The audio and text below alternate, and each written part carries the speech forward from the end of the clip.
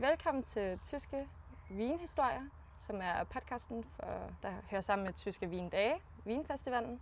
Jeg er Solvej, den ene organisator på Tyske Vindage, og i dag skal vi tale om Rheingau, og jeg har også en gæst med.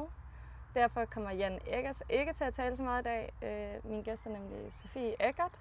Ikke Eggers, Eggert. Sofie, vil du fortælle lidt om dig selv først? Ja, hej, jeg hedder Sofie Eggert. Jeg er 29 år gammel. Jeg er jo fra Weingut Eggert, og vi er sådan en, ja, man kan rigtig sige en familievingus eller familiebusiness. Så der er begge mine forældre, der er stadigvæk med, og min bror, der er 2 år yngre end mig. Og jeg har studeret i Geisenheim, og også lavet nogle praktik i New Zealand. Nej, hvordan ser man det på dansk? Jo, det er helt rigtigt. New Zealand. Dejligt. Og så har jeg også været 2 gange i Sydafrika. Ja, det skal nok også allerede nu afsløres. Du taler jo dansk, Ja, men du har en tysk vingård. det er rigtigt. Altså min mor, hun er dansker. Hun er blevet født og døbt i Danmark. Men hun havde allerede en tysk far, så de flyttede til Tyskland. Og det er der, hvor hun også har mødt min far. Ja. Ja. Så det synes jeg egentlig er meget skønt. Det er sådan en underlig måde på en måde, Tyskland og Danmark også kan få lov til at finde sig sammen på, også gennem vin. Ja, altså det er også dejligt, at også min mormor, hun er jo også boet i Tyskland nu alle de år, og vi skulle altid sådan tale dansk til dem, og synge danske sange til jul, og se julekalender og det hele. Er så det det rigtigt? derfor. Ja, det er rigtigt. Altså alt sammen på dansk også? Alt på dansk. Det, Okay. altså, hvis vi gerne ville se tv, så skulle det være på engelsk eller dansk. Sådan. Det er hardcore, synes jeg. Ja, men det var egentlig dejligt, fordi nu kan jeg godt klare mig selv i Danmark. Ja, helt sikkert. Ja. Altså, det synes jeg også er okay at sige, at du taler jo flydende dansk. Og for mange, tror jeg, som der har en dansk baggrund, eller har et forhold til Danmark, det kan godt nogle gange være svært at få fuldt op på det danske, for det er også det er lidt bøvlet sprog nogle gange. Sådan lidt svært sprog nogle gange, synes Ja, jeg. altså jeg synes, det er svært på dansk metal. Det synes jeg er meget forvirrende, det må jeg sige. Der skal jeg virkelig koncentrere mig. Og altså jeg kan ikke så godt skrive. Jeg kan godt læse og tale, men skrive, det er noget, man virkelig lærer på skole. Det kan jeg lægge mærke til. Ja. Så ja, men jeg øver mig. Så. Ja, det er så fint. Jeg vil lige hurtigt fortælle os om, at altså, din vingård ligger jo her i Rheingau. Ja. Så lige for jer lytter derude, Rheingau ligger lidt i, lidt i hjertet af alle de forskellige vinregioner, der er i Tyskland, synes jeg. Ja. Kan man måske godt lidt sige. Den ligger ud mod Rhinen. Lige nu sidder jeg, det ved lytterne ikke, jeg sidder lige nu og kigger Sofie dybt ind i øjnene og fortæller dig om din egen vinregion. Jeg synes, vi er i midt af Tyskland i overalt, fordi vi er jo i Hessen, og Hessen, det er det Bundesland, der er helt i midten og omkring er der de andre Bundeslander. Ja, præcis. Og så med Frankfurt i nærheden, det er kun 45 minutter herfra. Det minder mig, som om vi er i midten af Tyskland. Sådan, ja, jeg synes også, det er ret centralt. Og nu får I lige nogle tal på os bare. Jeg har siddet og slået lidt op. Det er dejligt. Rheingau er omkring de her 3.200 hektar større. Og der er jo primært Riesling, der bliver dyrket her. Det er omkring 2.700 hektar eller sådan noget. Altså omkring, nu skal jeg lige tænke mig om metal, ikke? Altså 80, det er jo så... ja, gud, er det rigtigt. Der er lige det med tallene der. Og jeg kan se, at jeg har skrevet... 80%. Okay, det er rigtig meget. Ja, 80%. 80% Riesling bliver dyrket i Rheingau. Det er rigtig meget. Jeg tror også, i den vinregion, i alle vinregioner bliver der jo dyrket Riesling, men til sammenligning med de andre vinregioner, så har I den største andel Riesling. Ja, altså vi er jo meget lille med vores 3.200 hektar, men altså hvis man kan se det på den der procentualt sådan set, er vi dem, der har de meste Riesling. Ja, i forhold til jeres størrelse. Ja, altså, men worldwide sådan. Okay. Der er ikke nogen, der har så mange Riesling. Så det er virkelig den vigtigste droge. Ja. Ja. Men ellers tror jeg, det er nok Rheinhessen eller Mosel eller Pfalz. Ja, i mængde, I mængde, der har de fleste Riesling. planter, sådan set, i Tyskland, ja. Nu er spørgsmålet lidt, jeg ved, du har en flaske klar allerede. Ja. Det kan godt være, at vi skal starte lidt ud med den nu, og så kan du jo også fortælle lidt, eller måske skal vi lige først tale om din vingård egentlig, fordi flasken er noget meget specielt i forhold til, hvem du er. Ja. Men du har jo allerede fortalt, at det er en familievingård. Hvor mange hektar har I? Ja, vi har sådan omkring 10 hektar. Okay, det er måske en meget normal størrelse for Rheingau. Det er sådan en størrelse, der mange familievingårds har her. Ja. Okay. Der findes større, selvfølgelig, ja. Men også nogle mindre, der sådan laver det måske sådan neben her. Ja, altså, ved siden af. Ja, tak. Så det er en normal størrelse her i Rheingau, det kan man godt sige. Ja. Og vi har altså fra de der 10 hektar også sådan omkring 80% Riesling. Okay. Så har vi nok, nu skal det nok ikke komme op til 100, men vi har sådan 10-15% Spätburgunder, og så lidt Weißburgunder, og vi har plantet en Chardonnay, men den skal kun være til sigt. Den har vi først blandet 3 år siden, så det bliver nok det her år, at vi skal høste den for den første gang. Ja, og det er fordi en vinstok normalt plejer at tage 3 år fra den er ung, til den kan give et udbytte? Ja, nemlig. Ja. Man kan godt nok efter 2 år, men det gør man normalt ikke sådan. Altså, nej, okay. Det kommer også an på, hvordan var vejret, og var der nok regn og det hele. Altså, det De sidste par år har været lidt hårdere. Yes. Ja. Rigtigt. Men okay, det synes jeg egentlig er en ret fin anledning. Ja, det? Ja, altså det er ikke Chardonnay endnu, som jeg lige har fortalt. Det er nu Riesling, det er museerne.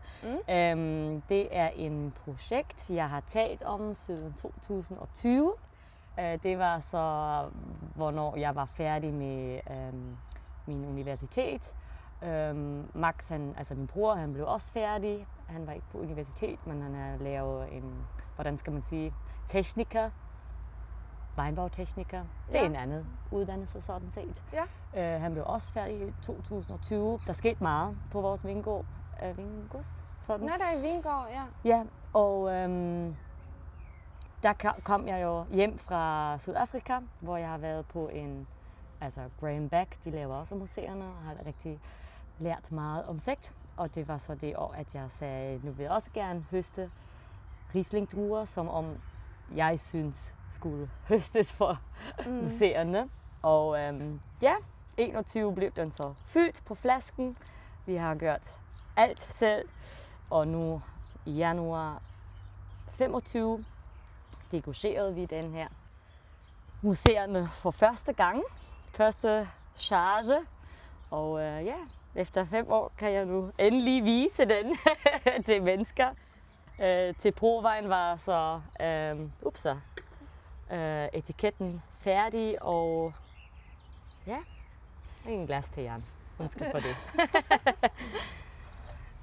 Okay, jeg glæder mig rigtig meget. Jeg synes også, sekt er jo blevet et rigtig stort emne i Tyskland. Der er mange, der producerer sekt. Ja. Og det er også virkelig lækkert og forfriskende, men det er også et stort arbejde. Det er meget arbejde, det må jeg sige.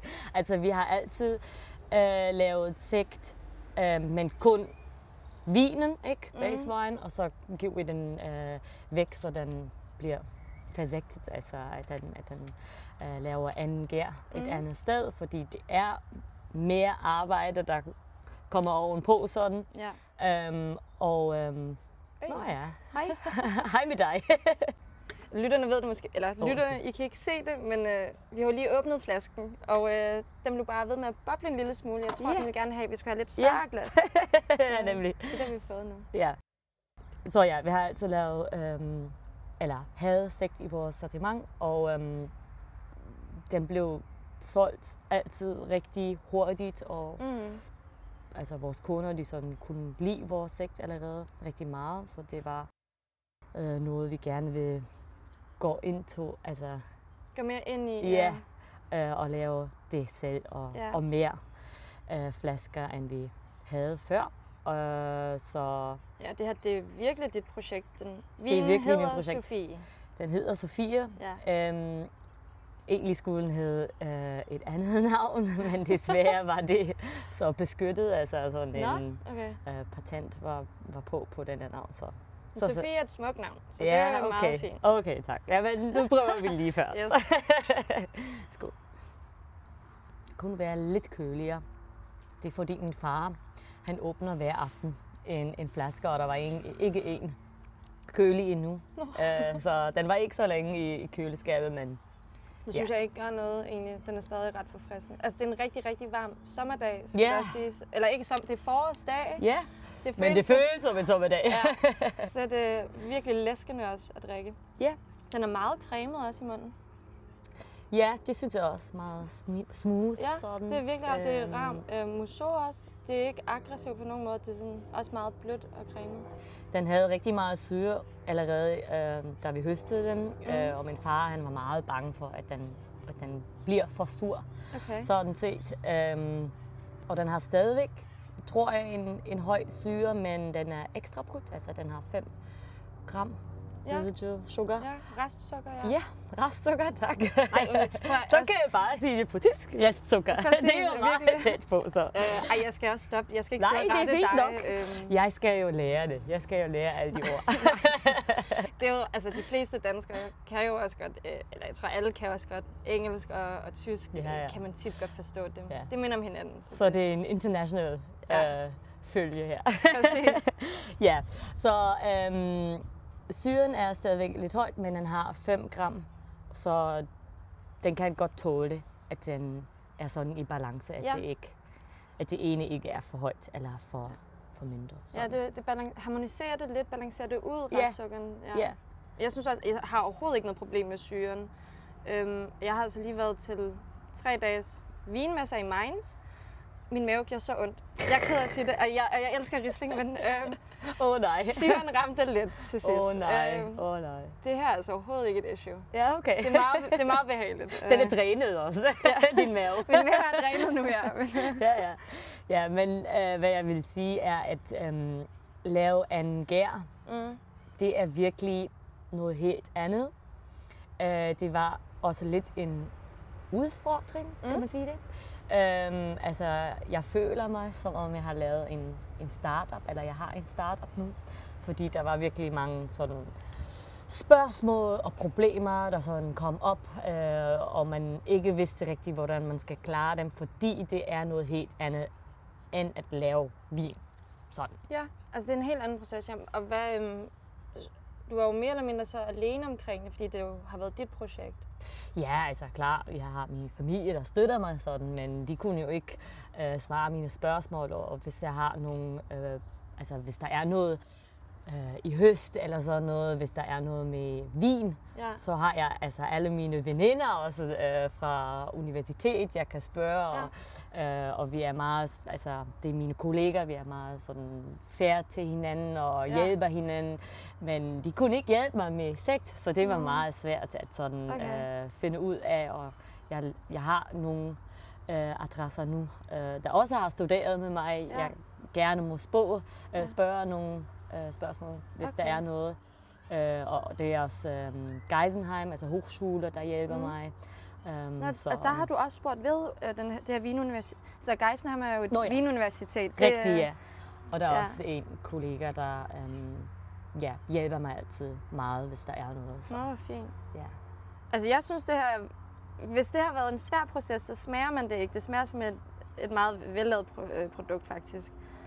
For mig synes jeg også, at den er rigtig lækker i næsen. Den har noget meget mineralsk for mig. Og så faktisk også en lille smule tropisk frugt. Ja. Hvilket ikke, den kommer ikke ud på en sød måde, men det er mere den frugtretning for mig. Ja. Det er jo første charge, og vi vidste ikke rigtig, hvor meget, hvordan siger man det nu? Schwefel? Altså to? Jeg vil sige, svovl siger man. Svovl, ja. Hvor ikke meget sulfitter. Anyways. Hvor meget der skal komme ind i, fordi der er mange, der siger, det skal mindst være så højt, og det og det og det. Men jeg synes, at den ikke tåler, altså den skulle ikke have så meget. Så vi lavede nogle forskellige prøver, da vi degorgerede nu i januar, og nu skal vi prøve de flasker Fordi efter 3 måneder, 3 måneder, kan vi nu rigtig se forskellen mellem de forskellige dosager. Ja. Så nu skal vi degustere på fredag igen. Okay. For anden gang. meget, hvordan skal jeg sige, affrikken, sådan exciting. Ja.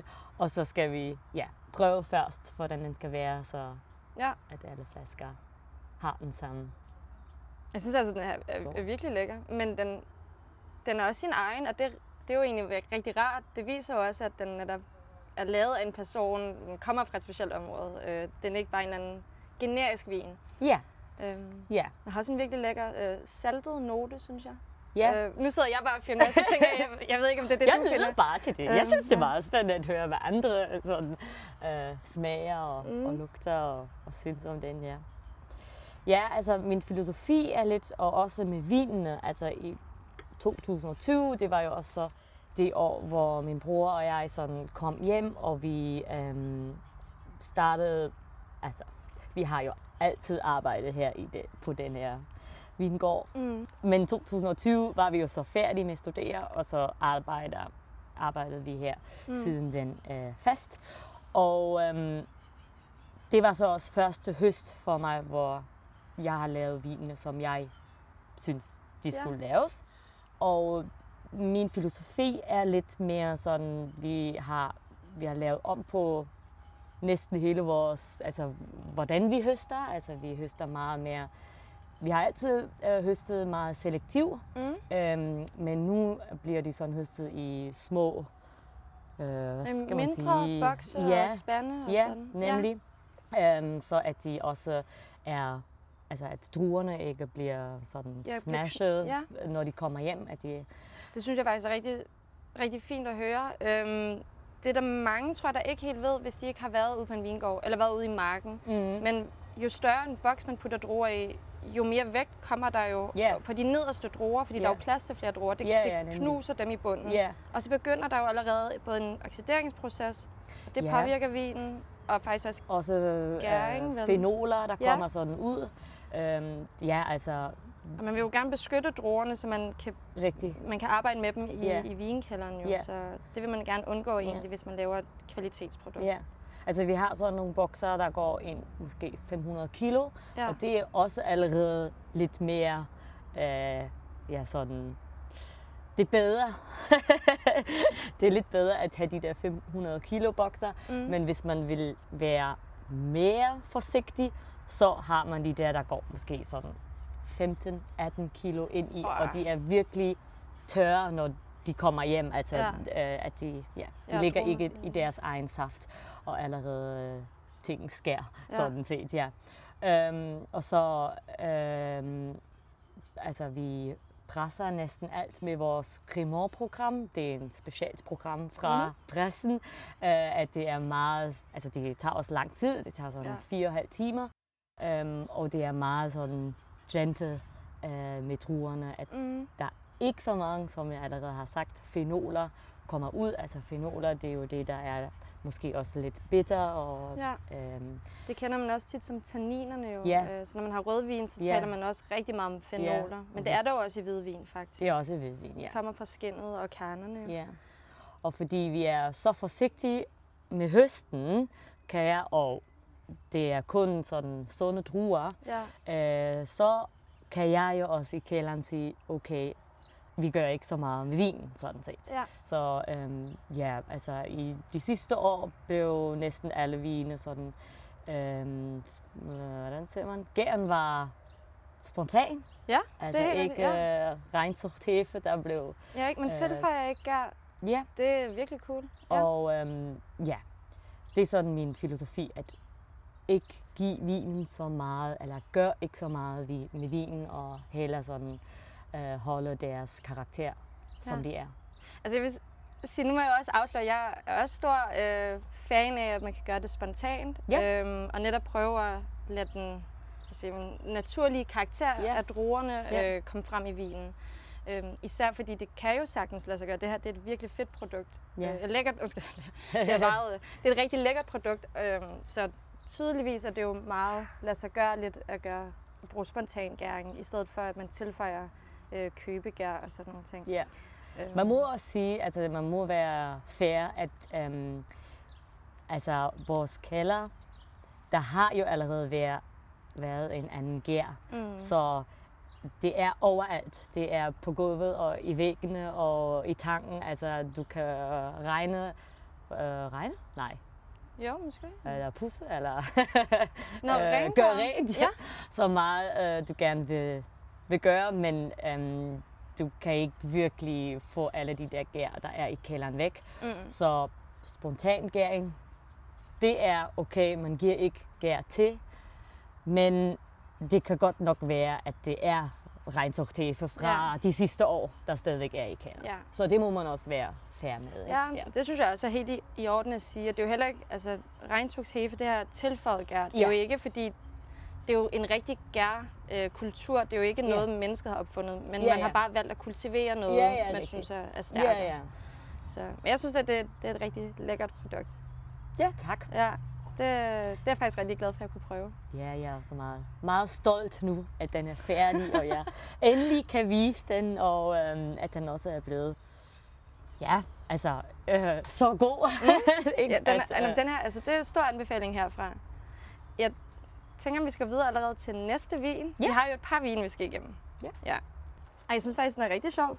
Den har sådan en helt olivenagtig saltethed. Ja, det lugter jeg lige nu, ja. Men den er også lidt uklassisk måske.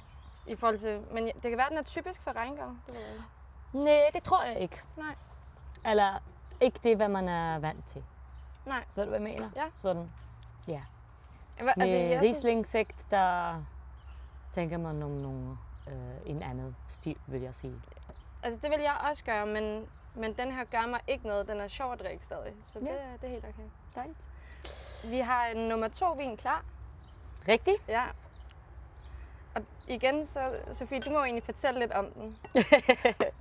Ja, det er vores Hattenheimer Hassel Riesling Trocken fra 23. Nu har vi jo Schlemmerwoche. Det skal vi måske nok tale om lidt senere. Og nu, altså den er altid over 1. maj, og nu bliver den nye årgang præsenteret. Så 24 blev nu fyldt et par uger siden, og den bliver nu præsenteret. Men egentlig synes jeg, at de årgange, der er nu 23 og 22, de er egentlig meget sjovere, fordi de udvikler sig jo lidt, og de bliver lidt mere balancerede og det hele. Så den her Hattenheimer Hassel, jeg kan altid lide vores Hattenheimer Hassel. Det er bare en rigtig god vinmark, jeg godt kan lide. Jeg prøver lige. Skål. Ja, jeg skal. Skål. 23 var jo også et lidt svært år også.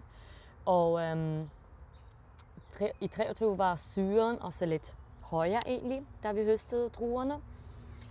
Den blev fermenteret spontan, som vi allerede sagde. Eller gæringen var spontan. Måske siger man ikke fermenteret. Begge er rigtigt. Kan man godt sige det. Begge kan man sige. Fint nok.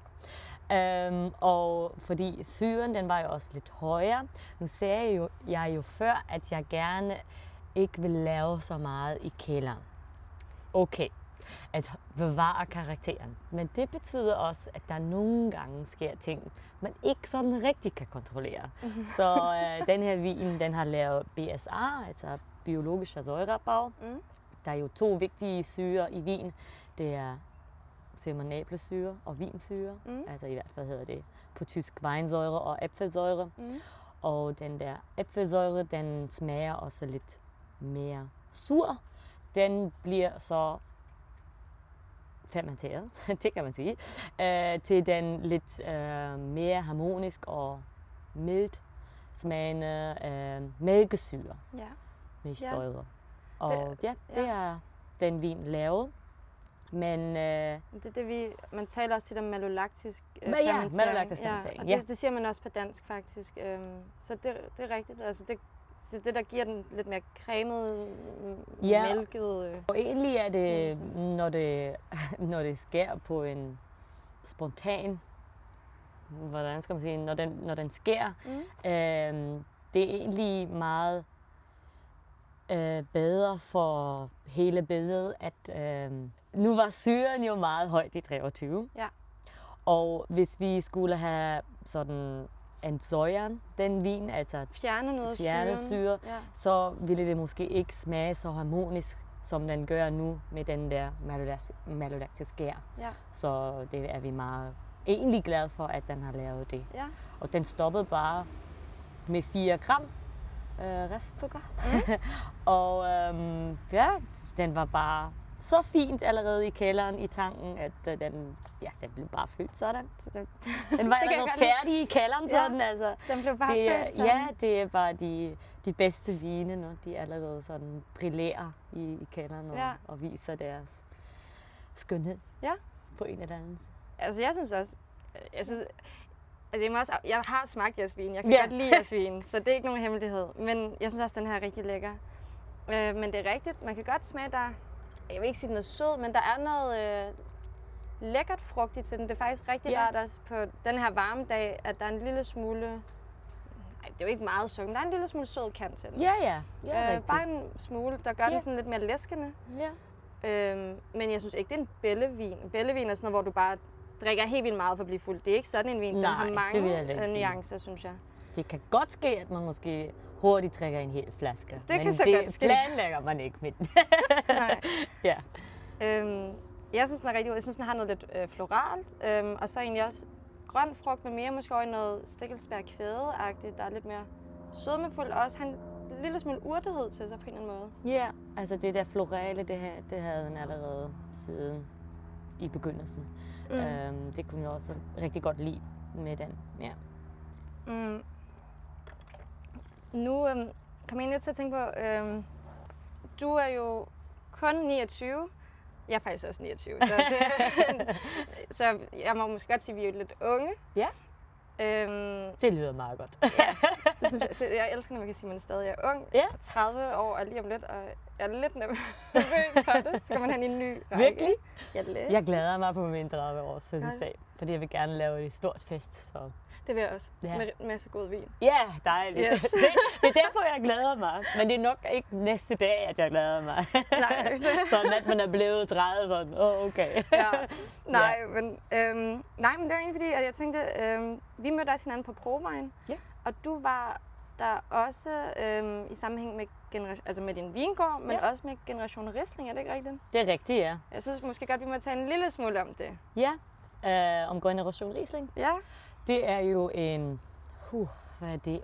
Nu på dansk. Altså en jungvintervereinigung. Oj. Det er altså med et ord også på tysk, er det? Ja, altså Unge Vinmagers Forening. Ja. Så en forening for unge vinmager. Rigtigt, ja. Fra hele Tyskland. Alle kan være med, til de er 35 år gamle. Okay. Ja, det er så alderen, at man ikke er ung vinmager mere. Og det er egentlig en god forening. Sådan. Vi har også en her i Rheingau med alle vores jungvinter. Vi har også rigtig mange. Jeg tror, der er 60 jungvinter her i Rheingau kun. Vi møder os nogle gange sådan, i gruppen og prøver forskellige vine sammen eller planlægger nogle foranstaltninger. Ja. Og sådan er det også med Generation Riesling, at de sådan har nogle foranstaltninger, hvor man kan deltage på, for eksempel på Provejen eller i Berlin, en anden vinmesse eller sådan noget.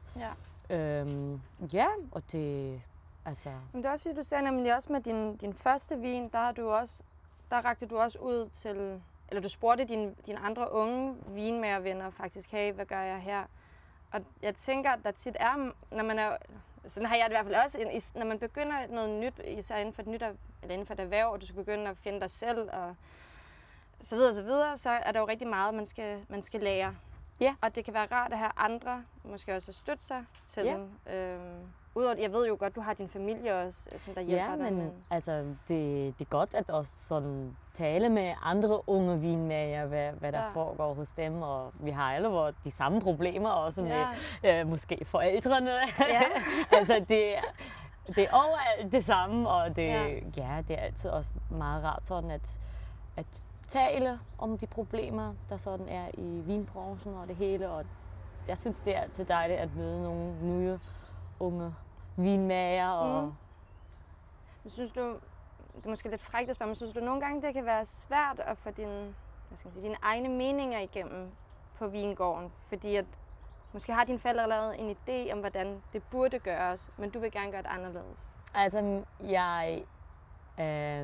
min far, han er egentlig meget sådan åben for nye idéer. Også, altså alt, hvad min bror gerne vil lave og bygge og alle sine projekter. Også med mine museerne var han meget sådan åben. Men selvfølgelig er der så nogle gange sådan det der, jeg har mere erfaring, og du skal først spørge mig sådan om det. Men egentlig går det egentlig meget godt. Det må man godt sige. Ja. Det kunne være værre. Ja. Sådan, ja. Ja, og fordi også, altså jeg er jo ikke en vinmager, men min familie har også noget vinimport, kun af tysk vin. Ja. Og nogle gange kan man godt mærke, at man stadig er datteren og barnet på en eller anden måde. Det var noget, vi alle skulle lære, sådan at man også er kun sådan til 6 om aftenen er vi kolleger. Ja. Og efter det, så er vi familie igen, ikke? Ja. Det er noget svært at sådan etablere. Ja. At man heller ikke ringer klokken 8 sådan, i morgen skal vi lave det og det og det og det. Ja. At man ikke taler om arbejde mere, det er meget svært. Men på den anden side, hvis jeg hører andre, der siger, nu skal vi møde familien til jul, og det bliver så forfærdeligt, så tænker jeg altid, jul. Det er de eneste 3 dage, hvor vi virkelig ikke taler om arbejde og kun er familie, og vi altid sådan har en god tid sammen. Så og vi ser hinanden hele dagen, så egentlig kan vi godt lide hinanden. Egentlig altså for de mange timer, vi ser hinanden. Så, ved du, hvad jeg mener? Sådan. Ja. Men klar går vi alle hinanden på nerverne, tror jeg nok. Det ved jeg ikke. Alle familier har jo deres ting, men I formår jo at have en vingård sammen og lave faktisk nogle rigtig lækre vine sammen. Ja. Så Okay, cool. Skal vi allerede gå videre til sidste vin, eller? Ja, det kan vi da godt. Ja, undskyld, jeg ved ikke, at jeg hopper sådan lidt, og nu skal vi rigtig løs. Det er fordi, at jeg har også en tendens til at tale meget længe. Og så ved jeg skal huske at styre tiden lidt. Ja, det er nu rosé fra 2024. Spätburgunder, fordi det er jo også sådan 15% vi laver af vores vine. Og før 2018, der var vi kun Riesling vingård. Vi havde slet ikke andre druer. Og så havde vi muligheden at egentlig fordoble vores hektar fra 5 til 10. Fordi her, hvor vi sidder nu, det er jo vores hus i mange generationer. Altså, den bliver nu 100 år gammel i 26, og det var så min, hvordan siger man nu? Farmors onkel, der sådan har lavet her vingus og det hele. På tysk er det lidt nemmere, der er det bare oma eller opa. Det gælder for det hele. Ja, nemlig. Ja. Nemlig. Altså onkel fra min oma. Og han hed Ettingshausen, og før hed også Weingut. Den hed Weingut Ettingshausen. Okay. Og det var en rigtig stor familie, og så blev den delt i 3 partier. Det er Weingut Kaufmann, der var før Weingut Hans Lang, Weingut Egert og Weingut Kremer Ettingshausen i Erbach. Og han holdt op med at lave vin, og vi fik mulighed at få sine 5 hektar. Og det var ikke kun Riesling, men også Weißburgunder og Spätburgunder. Og så i 2019 var det jo så første årgang, vi skulle lave andre druesorter. Og vi var sådan, jamen, hvordan skal vi Weißburgunder smage egentlig? Og hvordan skal en rosé egentlig smage? Så det er meget nemt at drikke fra andre vinmager, men hvis man så selv skal lave det, så er man sådan, jamen, hvilken stil vil man gerne lave, og hvordan skal den være sådan. Men altså, vi har altid kun lavet rosé og ingen rødvin, og jeg tror, det er også det, hvorfor vi har så meget succes med den vin. Fordi hele året rundt, så arbejder vi hen til en rosé og ikke til en rødvin. Fordi man kan godt sige, at der er nogen, der høster spætburgunder, og hvis druerne er gode nok, så bliver det til rødvin, men hvis de ikke er gode nok, så bliver det til rosé. Men vi giver rigtig meget arbejde i den der spætburgunder Weinberg, og vi er kun egentlig vi fokuserer os egentlig på Riesling, men der går rigtig meget arbejde ind i den vinbjerg, og vi har altid meget succes med den. Vi prøver også at lave lidt mere sådan Provence-stil, så hvad mener jeg med det? Ikke så meget de der frugtige og sådan, hvis de har lidt, altså den er meget tør også. Ja. Man kan få rigtig mange rosé, der er sådan halvt tør. Det er sådan, hvordan vi sådan kan lide den. Den har sådan en virkelig fin farve. Ja, tak. Ja. Fordi alle var sådan, da vi fyldte den, og det er jo også kun 3-4 uger siden, så var alle sådan, den er ikke så meget farve, hvad har vi gjort her, det er så dumt. Og jeg sagde bare, og det er også min mening, også med Blanc de Noir eller Weissherbst og rosé og det hele. Det er klart, at farven er vigtig, men på den anden side synes jeg, at smagen meget vigtigere. Og hvis den smager godt, så okay. Så kan den have mere eller mindre farve, det er jeg ligeglad med. Ja, okay. Ja, men det har også lidt struktur, altså i munden. Vi har jo heller ikke høstet så meget sidste år. Det var virkelig en mindre høst. Ja. Og vi havde egentlig sunde vinbjerge. Vi havde ikke så meget frost, så vi ved ikke rigtig hvorfor, men vi høstede egentlig næsten halvdelen, end vi måtte. Okay. Så man må høste 1 liter pro kvadratmeter, og vi høstede sådan omkring 0,4-0,5. Wow, okay. Ja. Nu siger du også det med, at det var måske også lidt svært sidste år og sådan. Ja, det var jo også, da vi havde meget regn der. Ja. Og man skulle virkelig sådan, tjekke alle vinbjerge, og man prøver jo altid at vente så længe, at de får nok rejfe. Ja, og at modner nok. Ja. Men på den anden side, så skal man også kigge på vejret, fordi det kan også skifte hurtigt. Riesling får rigtig hurtigt det der er kaldt botrytis. Altså. Ja, ædelråd. Ja. Og man kan godt lave rigtig fine, halvtørre og sødende vine ud af de der druer, men vi vil for tørre vine vil vi gerne have rigtig sunde og modne druer, så der skal man lige passe på. Ja, og det var lidt svært sidste år. Det var også en lang høst, fordi vi startede meget tidligt, fordi vi høstede Riesling for museerne, og vi høstede de burgunder, altså spætburgunder og weissburgunder. Og så tog det lige et stykke tid til at vente til Riesling var klar, men der skete ikke så meget. Der skete ikke så meget i mange dage eller uger, så sagde vi går nu bare i gang med høsten til Riesling, og så skulle vi være hurtigt i enden. Ja. Var det, synes du, altså, hvad skal man sige, det er vel egentlig klimaforandring, er det ikke? Som der også, eller nej, lige det her, det er jo fordi, jeg har meget forskellige druer, men... Ja og nej. Ja, altså der var også andre høste, hvor vi bare, altså egentlig bruger vi sådan måske 2-3 uger. Okay. Men ikke mere end det. Nej, okay, fair nok. Så det var nok lidt svært. Men der er altid noget. Altså måske at det her år, alle siger, at det bliver en rigtig varmt år. Så måske er det en hurtig høst. Der er altid noget andet. Ja, okay. Egentlig. Det er måske livet som vinbond, man skal altid indstille sig på forandring. Ja, det er rigtigt, fordi hvis man allerede vidste i januar, okay, det bliver en varm sommer, men der kommer meget regn til høsten, eller hvad. Der kommer frost i foråret. Så ville man arbejde i vinbjergen sådan, okay, der kommer frost.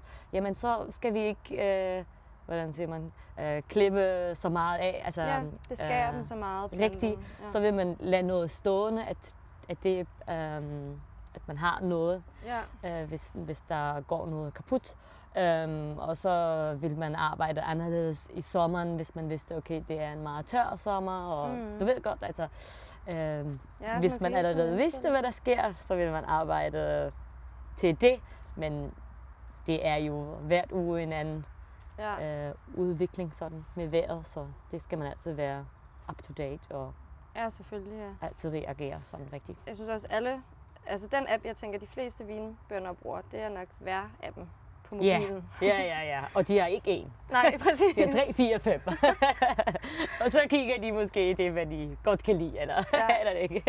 Jeg på en måde føler også, det er lidt dansk. Altså, hvad siger man? I Danmark er der jo heller aldrig et slags vejr. Ligesom på selve dagen kan det også skifte mange gange. Ja. Og hvis der var en periode, hvor der var sådan en norsk vejrhjemmeside, der blev virkelig, virkelig populær. Og jeg bruger den der stadig. Det var sådan endnu bedre, end det man fik i det danske tv, eller whatever, eller på appen. Så brugte man yr.no. Okay. Det var meget specifikt. Okay. Ja. Så det tror jeg måske mange danskere godt lidt kan genkende, det der med, at man holder øje med vejret. Ja. Men der er selvfølgelig en grund, altså her er det vigtigt på grund af, at det har en betydning for planterne. Ja, det er rigtigt. Det er jo den sidste vin, og jeg føler på en måde, at vi har talt om rigtig meget, og samtidig synes jeg, at der er så mange ting, jeg stadig godt vil tale om.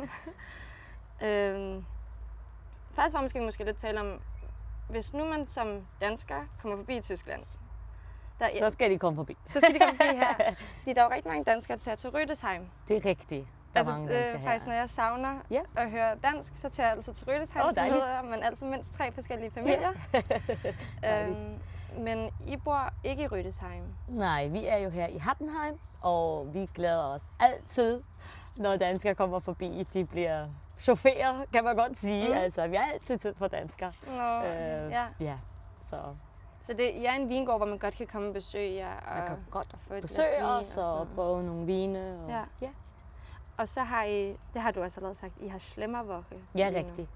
Det er 10 dage, Rheingauer Schlemmerwoche. Det er altid over 1. maj, fredag til ovenpå til næste søndag.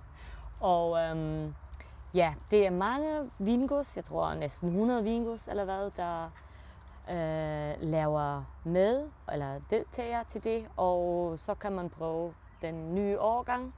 Man kan få sådan, hvad vil man sige, regionale Köstlichkeiten, som lækkerier, regionale lækkerier. Og det er bare, altså hvis man kommer til Tyskland og er i en, nu vil jeg sige en vinregion, eller det er nok også med øl, men altså især i en vinregion, så findes de der Straußwirtschaften eller Besenwirtschaft eller sådan noget. Ja. Og det er mange gange, tror jeg nok, fra vinmager, der laver det. Der er sådan lidt ligesom restaurant, men det er ikke restaurant. Altså man kommer herhen, og man sidder ved siden af fremmede mennesker, og man skal bare have en god tid, og så kommer man, når man sidder på en bord, så kommer man altid snak med de andre. Ja, nemlig, og det er egentlig det der følelse, vi har her i Rheingau, eller i de vinregioner, at vi gerne sådan, det der Lebensfreude, at vi gerne vil sådan livsglæde på en måde, dele en aften og har det meget sjovt med et glas vin. Så det er det, hvad Rheingau Schlemmerwoche egentlig er. Okay, det er ret skønt. Det er lidt sådan, hvad kan vin? Vin kan bringe folk sammen. Ja, det er det. Rigtigt, ja. Det er ret fint. Jeg er sådan helt ked af, at nu vores interview-agtigt er slut. Jeg føler, vi har flere ting, vi skal tale om. Det er i hvert fald så en stor anbefaling. Schlemmerwoche sker hvert år, så hvert år. Næste år i 2026 kan man jo vælge sig at komme til Rheingau. Eller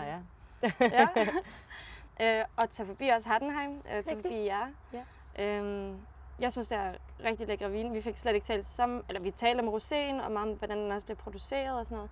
Det er også en rigtig lækker rosé. Jeg forstår godt, hvad du mener med den her mere Provence-stil. For mig er den også meget tør, men også over det salte. som en god dansker finder jeg endda lidt lakridsnoter i den. Sådan lidt saltlakrids. Det er, ja, det ved jeg ikke. Jeg føler lidt, det er min... Hvis alle har, man har måske en eller anden ting, man altid går til. Jeg finder så tit lakridsnoter. Ikke den samme, der er jo mange forskellige slags lakridser. Ja, selvfølgelig. Den finder jeg så tit i Wien. Den fik heller ikke sammen, altså det der med at være kvinde i Wien, men på en måde er det måske også lidt... Det er et emne, man ikke altid behøver at tage op, hvordan det er at være kvinde. Fordi... Ja, altså det er egentlig min farmor igen.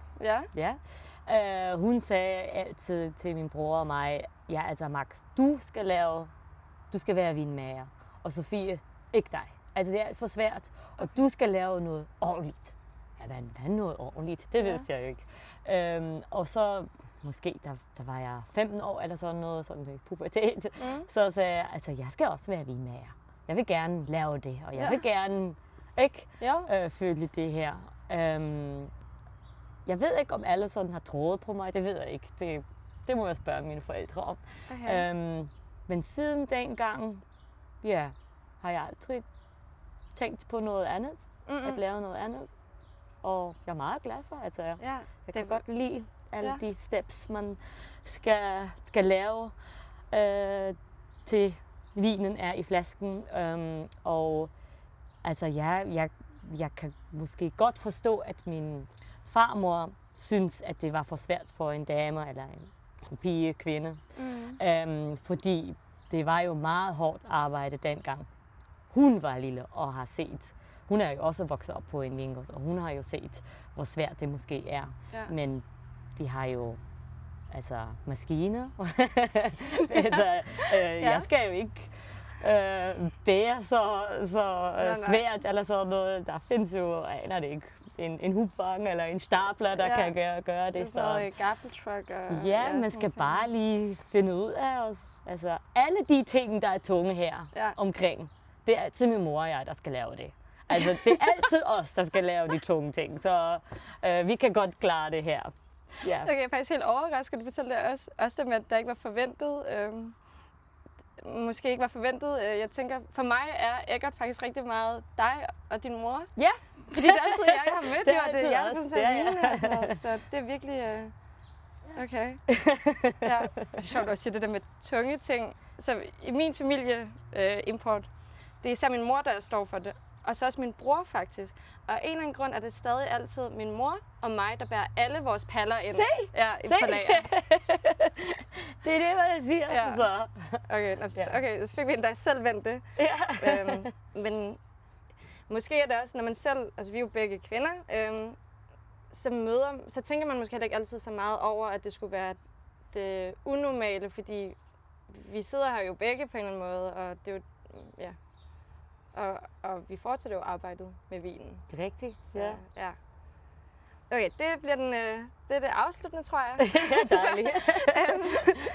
Og kæmpe stor anbefaling. Kom forbi Weingut Eggert, kom forbi Sofie. Meget gerne. Det her var rigtig, rigtig lækkert, og jeg synes også en spændende måde også at smage regngav på. Det er jo meget også det her terroir, I går efter. Det er jo, I laver vin ud fra, altså, hvad siger man, det materiale, I har på marken, og som du siger, egentlig ikke prøve at påvirke det for meget, prøve at holde det så naturligt som muligt.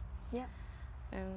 Tak for det, Sofie. Ja, mange tak for jeres besøg. Ja, og til lytterne, vi har jo show notes, der kommer vi også til at lægge adresse og hjemmesiden til Weingut Eggert ind, og lidt facts omkring, hvor I kan læse mere omkring Rheingau og Schlemmerwoche.